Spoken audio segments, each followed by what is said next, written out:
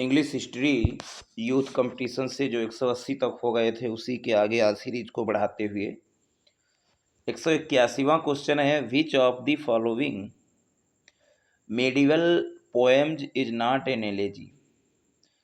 आगे जो दी गई हैं मध्यकालीन कविताएं कौन सी एलेजी नहीं है?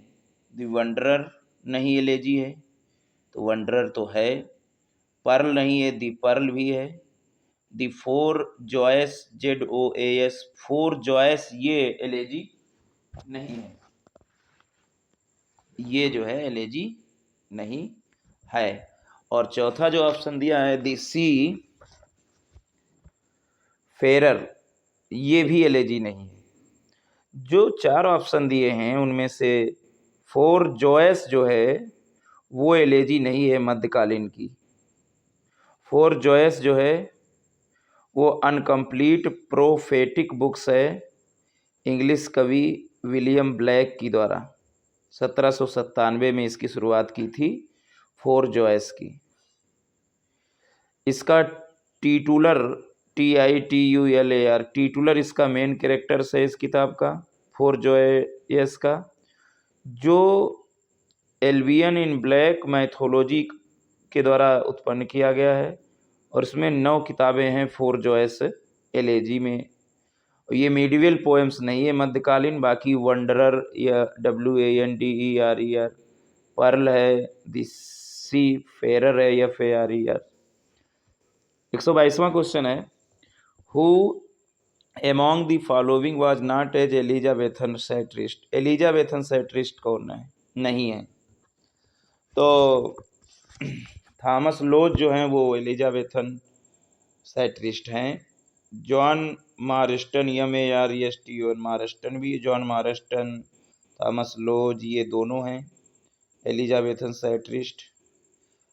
जॉन रस्किन जो हैं ये एलिजाबेथन सैटिरिस्ट नहीं है, वो विक्टोरियन एरा के हैं।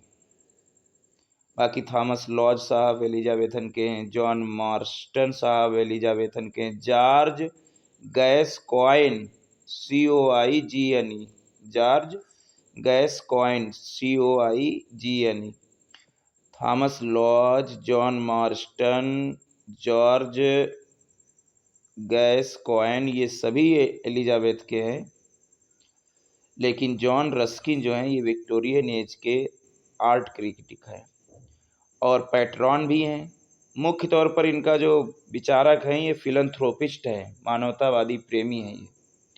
उनकी जो राइटिंग की शैली है, साहित्य की जो शैली है, वो बराबर रूप से अच्छी है और वो डिटेल में वर्णन करते हैं, चाहे वो चट्टान का हो, चाहे प्लांट्स का हो, चाहे बर्ड्स की पेंटिंग का हो, चाहे लैंडस्केप का हो, चाहे आर्किटेक्चरल स्ट्रक्चर एंड ऑर्नामेंटेशन का हो, किसी का भी हो, सबका वो वर्णन बराबर करते हैं।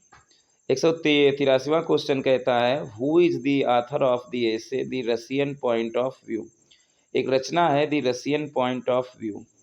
The Russian point of view के निबंध है, रशियन पॉइंट ऑफ व्यू के निबंध के लेखक कौन है? तो the Russian point of view निबंध के लेखक हैं Virginia Woolf, WOOLF, Virginia Woolf. देखिए, Russian point of view Virginia Woolf की एक बहुत compelling piece of critical writing है, जो रशियन लिटरेचर के ईथोज पर लिखी गई है, ETHOS, ईथोज पर लिखी गई है। वर्जीनिया वुल्फ साहिबा जो हैं वो विभिन्न देशों के थ्रीड्स भी इकट्ठा करती हैं और तब जाके दी रशियन व्यूज और दी टेकेओ क्वेश्चंस, इनके विचारों में टोलेस्टी एंड डोस्टोवेस्की पर ये व्यूज इकट्ठा करती हैं तब लिखती हैं। तो इनके जो दो प्रीवियस ऐसे जो थे, the Russian view and Chekhov questions, TCHEHOV, Chekhov's questions, as well as her thought on Tolstoy and Dostoevsky. 144वां कह रहा है, 184वां कह रहा है कि हु क्लेम्ड दैट कौन ये कहता है कि language of poetry in language of paradox? बड़ा अच्छा क्वेश्चन है। ये कौन कहता है बताइएगा? The language of poetry in the language of paradox कौन कहता है? तो ये क्लिंथ ब्रूक साहब कहते हैं। CLEANTH क्लिंथ BROOKS क्लिंथ ब्रूक साहब कहते हैं दी वेल रॉट अर्न में, दी वेल रॉट WROUGST, तो दी वेल रॉट अर्न में क्लिंथ ब्रूक साहब कहते हैं the language of poetry in language of paradox. एक किताब है well wrought urn Cleanth Brook साहब की, तो उसमें ये कोटेशन कहते हैं पोट्री की जो लैंग्वेज है वो पैराडॉक्स की भाषा है, और ऐसा वो वेल रॉथ WROUGST अर्न में कहते हैं। ये जो आधुनिक यानी नए critical moment, new critical moment जो एक था, उसके ये एक्टिव मेंबर हैं, और ये एक दिशा निर्देश देते हैं कविताओं पढ़ने का पैराडॉक्स के माध्यम से, क्योंकि क्रिटिकल को वर्णन करने का जो मेथड है वो पैराडॉक्स पोट्री में होना ही चाहिए, पैराडॉक्स होना चाहिए पोट्री में। तो इस पैराडॉक्स का पोट्री में अर्थ ये है कि tension at the surface of a verse can lead the apparent contradiction and hypocrisis. Paradox का जो अर्थ है पोएम में वो ये है कि tension at the surface of a verse, मतलब काव्य के सतह पर जो टेंशन है वो लीड कर सकती है एपरेंट कॉन्ट्राडिक्शन एंड हाइपोक्रेसीज। इसमें एपरेंट कॉन्ट्राडिक्शन और हाइपोक्रेसीज में कर सकती है। तो ये जो है क्लिंथ ब्रूक साहब ने द वेल रॉट अर्न में the language of poetry is the language of paradox में बताया है। 185वां है principles of literature criticism is written by. Criticism, literary criticism of principle किसके द्वारा लिखा गया है? प्रिंसिपल्स ऑफ लिटरेरी क्रिटिसिज्म ये लिखा गया है I.A. Richards, I.A. रिचर्ड्स। तो प्रिंसिपल ऑफ लिटरेरी क्रिटिसिज्म ये लिखा गया है I.A. रिचर्ड्स, और ये उत्पत्ति के तौर पर जो है 1924 में इसको पब्लिश किया गया। 1924 में इसको पब्लिश किया गया। 1924 में इसको पब्लिश किया गया। प्रिंसिपल्स ऑफ लिटरेरी क्रिटिसिज्म को लिखा किसने? I.A. रिचर्ड्स ने।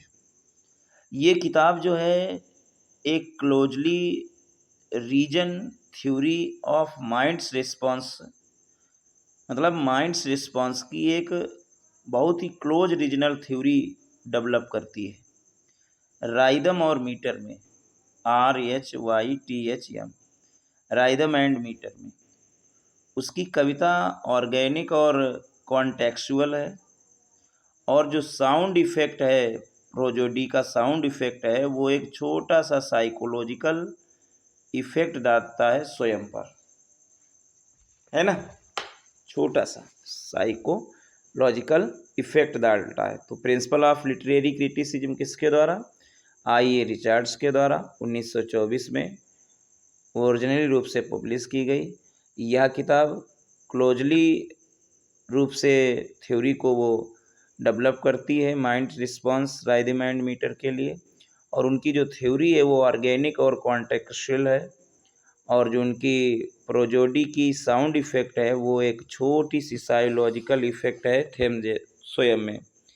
186वां है lyric has been the most popular form of poetry during. Lyric जो था बहुत ही कविता में फेमस था, किस दौरान? तो वो 18वीं शताब्दी और 19वीं शताब्दी की शुरुआत में बहुत फेमस था लिरिक।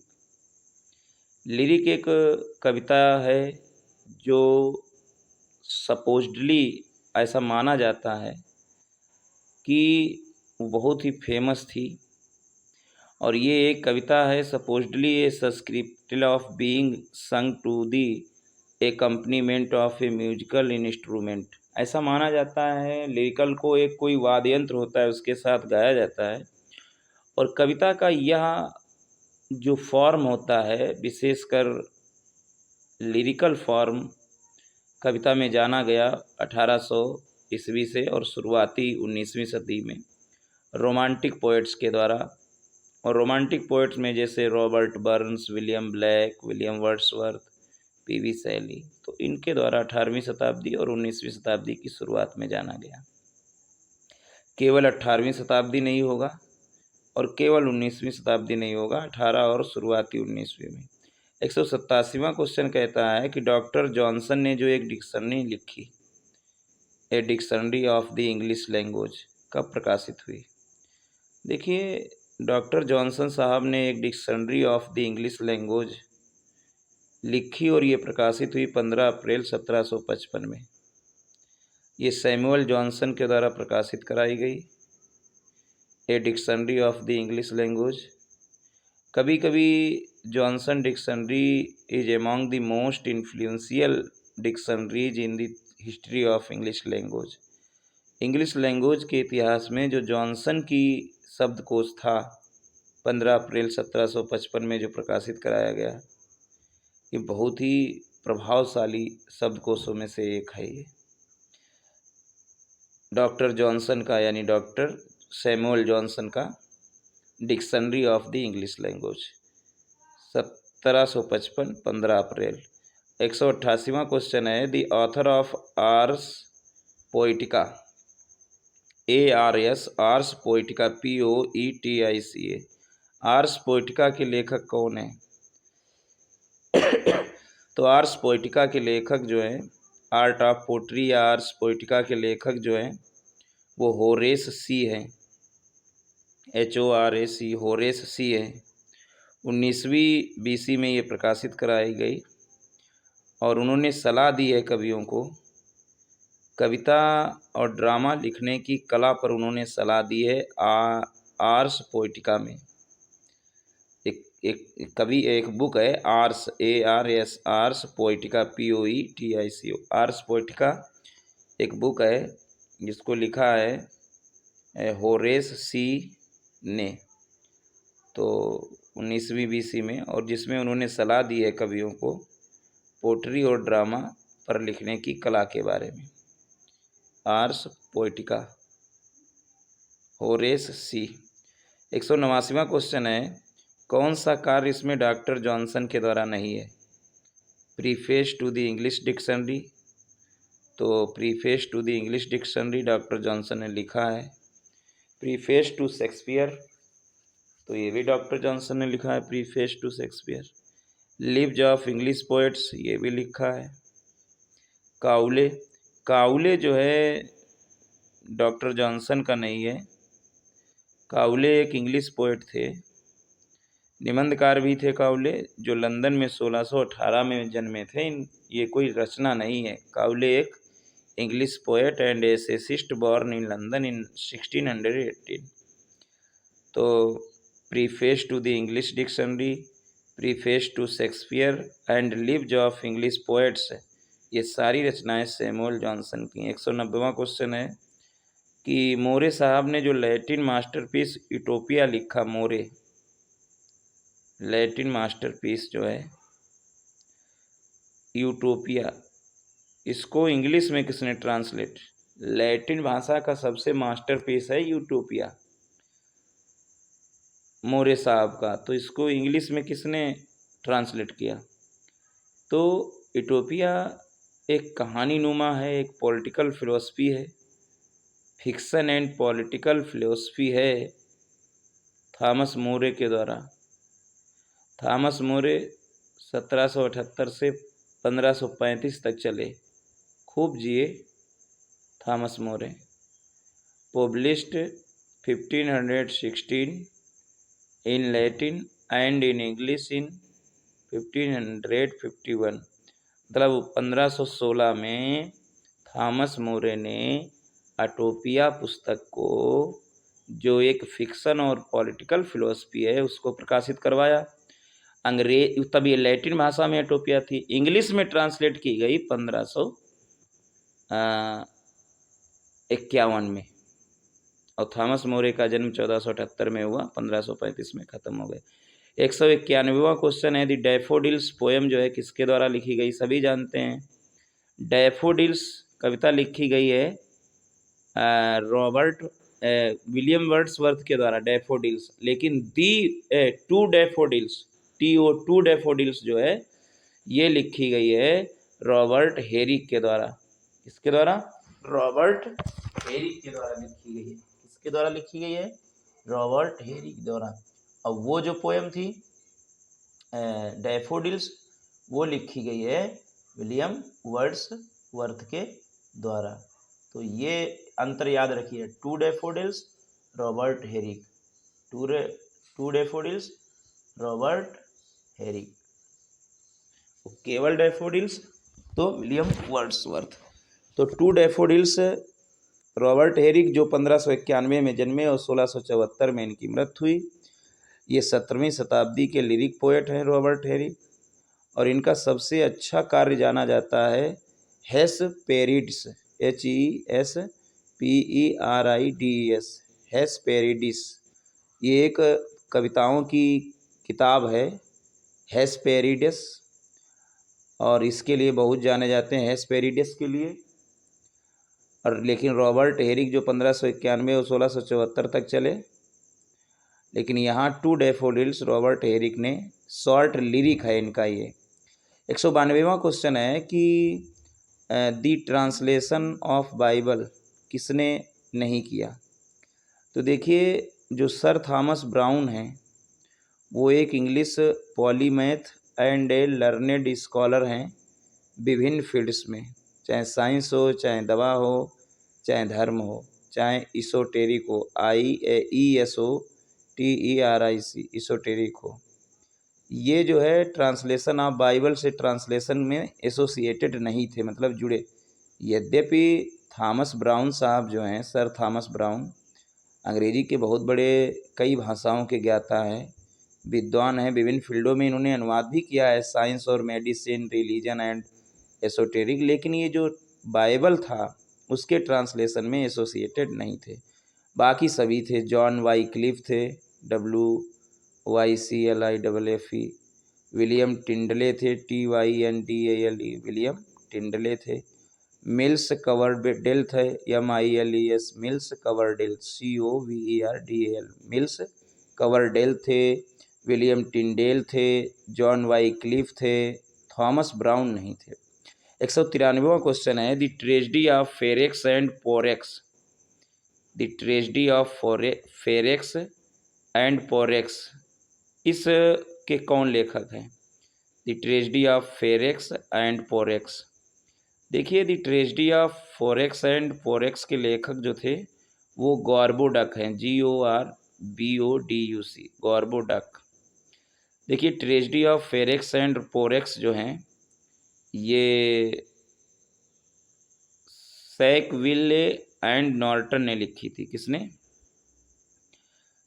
ट्रेजेडी और Farex is the other title, मतलब इसी को ट्रेजेडी ऑफ फेरेक्स और पोरेक्स का जो दूसरा टाइटल है वो गॉर्बोडक है, और इस गॉर्बोडक को 1561 में लिखा था सैकविले और नॉर्टन ने, NORTON, सैकविले, SACKVILLE, सैकविले और नॉर्टन ने लिखा था।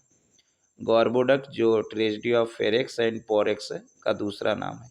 194 है, he found it English brick and left it marble, remarked one great writer on another, he found it brick and left it marble।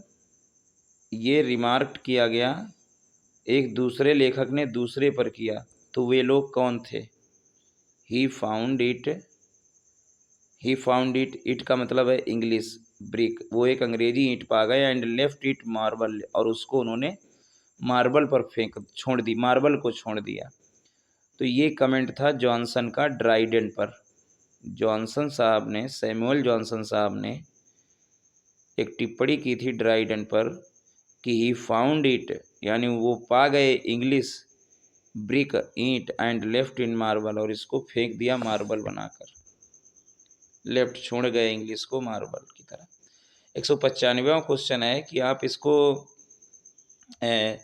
पहचान के बताइएगा कि किस पीरियड के दौरान प्यूरिटन्स जो थे वो ओलिवर क्रॉमवेल के अंडर में जब शासन चल रहा था उनके अंडर में प्यूरिटन्स जो थे और कॉमनवेल्थ लोग जो थे उन्होंने इंग्लिश से थिएटर बंद कर दिए गए, धर्म और मॉरल ग्राउंड्स के पर जो थिएटर बनते थे वो सब बंद कर दिए गए। मतलब पहचान के वो डेट बताइएगा प्यूरिटन्स की, जब प्यूरिटन्स काम करते थे, the rule of Oliver Cromwell, और जब एंड हिज कॉमनवेल्थ, मतलब ओलिवर क्रॉमवेल का शासन या उसका जो कॉमनवेल्थ है, तो सारे बंद हो गए थे अंग्रेजी थिएटर, और जो अंग्रेजी थिएटर जो है रिलीजियस और मोरल ग्राउंड्स पे थे। तो प्यूरिटन्स जब ओलिवर क्रॉमवेल के अंतर्गत उनके शासन में राज्य में काम करते थे, तो प्यूरिटन्स जो है बंद कर दिए गए थे थिएटर्स इंग्लैंड में। 1649 से 1660 तक थिएटर बंद थे, और चार्ल्स सेकेंड ने इनको दोबारा से खुलवाया, मतलब ओलिवर क्रॉमवेल ने इनको बंद करवाया 1649 से 1660 तक, और फिर चार्ल्स द्वितीय जब आए 1660 के बाद तो फिर उन्होंने फिर खुलवाया। 196वां है कि क्वीन विक्टोरिया का जो शासन काल है वो कौन सा है। तो क्वीन जो रानी विक्टोरिया थी उन्होंने शासन किया 1837 से 1901 तक, 1837 से 1901 तक। 197वां क्वेश्चन है कि जो प्यूरिटन्स लोग थे उन्होंने थिएटर को इंग्लैंड में बंद करवाया कब, 1642 ईस्वी में। कब, 1642 ईस्वी में थिएटर बंद हो गए, लेकिन वो दूसरा था क्रॉमवेल कितने तक शासन किया, 1649 से 1639 तक, और 42 में पहले ही वो बंद थे, तो फिर क्या उसकी दिक्कत। Puritans shut down all theatres in England in 1642। 198वां क्वेश्चन है, कह रहा है कि ये पहला सोनेट सीक्वेंस इन इंग्लिश में कब आया। मतलब जो सोनेट सीक्वेंस था, मतलब सोनेट के कई सीक्वेंस, कई सीरीज जब है कब आई, तो एडमंड स्पेंसर ने सबसे पहला जो एमोरेटी लिखा, AMORETTI, AMORETTI, जो एमोरेटी लिखा एडमंड स्पेंसर ने, वो was the first sonnet sequence in English. Philip Sidney ने भी सोनेट लिखा, Astrophel and Stella. Samuel Daniel ने भी लिखा, डीलिया DELIA। मिचेल ड्रॉयटन ने भी लिखा, idea mirror, dahlia, एस्ट्रोफेल and Stella ये फिलिप सिडने का, डेलिया ये सैमुअल डैनियल का, आइडियाज मिरर ये मिचेल ड्रॉयटन का। लेकिन सभी सोनेट हैं, लेकिन एडमंड स्पेंसर का दी एमोरेटी जो है वो was the first sonnet sequence in England. Edmund Spenser का एमोरेटी। 199वां है, आप कल्पना कीजिएगा, करेक्ट ऑर्डर ये है, एंग्लो नॉर्मन जो है, उसके बाद में अर्ली ट्यूडर, उसके बाद में एलिजाबेथन, उसके बाद में कैरोलिन। एंग्लो नॉर्मन, उसके बाद अरेली ट्यूडर TUDR मतलब शुरुआती साम्राज्यवाद, फिर उसके बाद एलिजाबेथन आई, फिर कैरोलिन आई। 199 का यही क्रम होगा, तीसरा चौथा पहला दूसरा, एंग्लो नॉर्मन, उसके बाद अर्ली ट्यूडर, उसके बाद एलिजाबेथ, उसके बाद कैरोलिन। इन चारों ऑप्शन में से यही अगर आए तो फिर यही क्रम होगा, Anglo Norman, early Tudor, Elizabethan और कैरोलिन। अगला और अंतिम क्वेश्चन इस वीडियो का कह रहा है, द डिवाइन कॉमेडी 3 कैंटिकेस में डिवाइड की गई। कितने में, 3 कैंटिकेस, CANTICAS, कैंटिकेस में।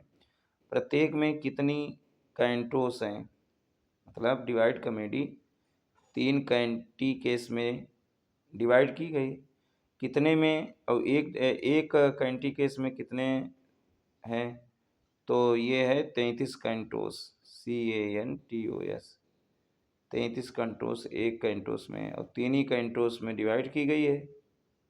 अब एक कैंटोस में 33 कैंटोज हैं। देखो कैंटी केस अलग होता है, CANTICAS। कैंटी केस में, एक कैंटी केस में 33 कैंटोस इन्होंने निर्मित किए हैं। तो तीनों में कितने हो गए? 33 या 99। दांते साहब ने डिवाइना यानी डिवाइना कमेडिया लिखा था, इसको अंग्रेजी में डिवाइन कमेडी कहा गया। 1320 में इन्होंने कंप्लीट किया और इसको 3 कैंटी केस में डिवाइड किया। प्रत्येक कैंटी कोस डिवाइड हो गया 13 कैंटोज में, और दी 3 कैंटी केस वर, 3 कैंटी केस हैं। कौन कौन से? Hell, purgatory PURGATUR, hell, purgatory and paradise. तो इस तरीके से ये 200 तक क्वेश्चन हुई है। बार बार देखें। Thanks for watching and hearing my videos.